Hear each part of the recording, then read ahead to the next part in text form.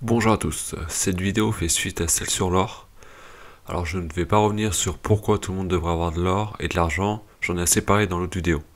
Ici je vais plutôt parler des différences et pourquoi l'argent est tout aussi important que l'or dans un patrimoine.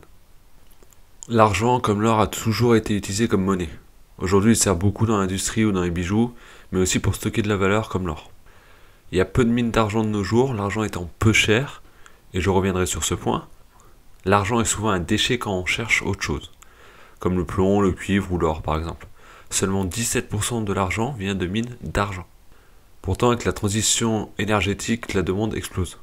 L'argent étant présent dans les panneaux photovoltaïques et les packs de batteries pour sa grande conductivité.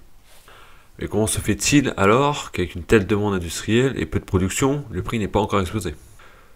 Tout simplement car le cours de l'argent, comme le cours de l'or, est manipulé. Et encore plus. Je vous mets un graphique qui compare le prix de l'or et de l'argent.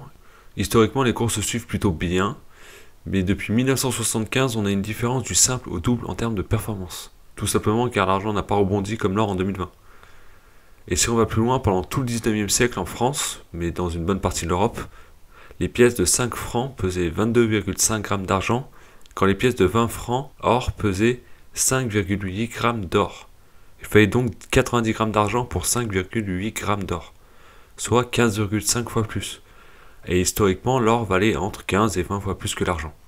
Aujourd'hui, l'or vaut 86 fois plus cher que l'argent. L'or est-il surévalué? Pas vraiment. L'argent, lui, par contre, est clairement sous-évalué. Évidemment, si j'ai de l'argent, c'est pas seulement pour jouer le fait qu'un jour ou l'autre, il y aura un rattrapage, quand les grandes banques auront fini de jouer avec. J'ai de l'argent tout simplement car c'est un métal reconnu, tout comme l'or, et qu'il a une valeur bien plus faible, qui permet de faire du troc bien plus facilement. Je vous mets en comparaison une once d'argent et une once d'or, sachant que celle d'or vaut 86 fois plus cher. C'est quand même plus facile d'acheter quelques kilos de légumes à votre voisin avec l'once d'argent qu'avec l'once d'or, ou même un quart d'once, qui sera toujours 21 fois plus cher que l'once d'argent. Mais l'argent a un problème que l'or n'a pas trop, c'est les primes, qui peuvent être très importantes sur l'argent. Sur une once de Krugerrand, par exemple, on passe de 5,5% de prime sur l'or à 20% sur l'argent. Même la 1 quart d'once avec ses 10,4% de prime paraît pas si mal finalement. Et la Krugerrand est loin d'être la pire. La Silver Eagle américaine est à 31% de prime. Bon, ça vient en partie du fait que le coût de fabrication est plus important sur une pièce d'argent proportionnellement au prix total de la pièce, mais ça vient aussi de la rareté. Et les Silver Eagle, étant des pièces américaines, elles sont très demandées. En France, on ne fait pas de pièces modernes, on a donc que les anciennes, comme les Hercule et les 5 francs semeuses, qui sont très connues et très appréciées. Et les pièces ont moins de prime en plus. Un avantage de l'argent qui peut être vu comme un inconvénient, c'est que pour 25 € à peu près, vous avez une once, et une belle pièce de 31 grammes. Ce qui permet de faire une collection, pour allier l'utile du stockage de valeur à l'agréable de la collection. Il y a d'ailleurs des pièces qui changent chaque année, ou qui sont en série limitée. Mais attention à ne pas tomber dans le piège de la collection et de payer trop cher pour une pièce. Bon, il faudra plus parler de stockage de valeur. Mais avec un prix d'environ 700 € le kilo, c'est compliqué de stocker beaucoup de valeur avec de l'argent. Et discrètement en plus. Et l'argent a un autre problème, les milk spots. C'est des taches blanches qui apparaissent sur les pièces. Ça n'enlève pas de valeur en métal. Par contre, sur une pièce de collection qui se paye avec une grosse prime, la valeur s'effondrera. Personnellement, j'ai pas mal de pièces qui ont chopé des taches, et je suis un peu dégoûté.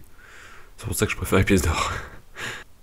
Vous pouvez trouver une interview très intéressante au sujet de l'or et de l'argent. Je sais que certains n'aiment pas Berkane, mais il ne s'agit pas de lui, ici, mais bien de la personne qui l'interviewe.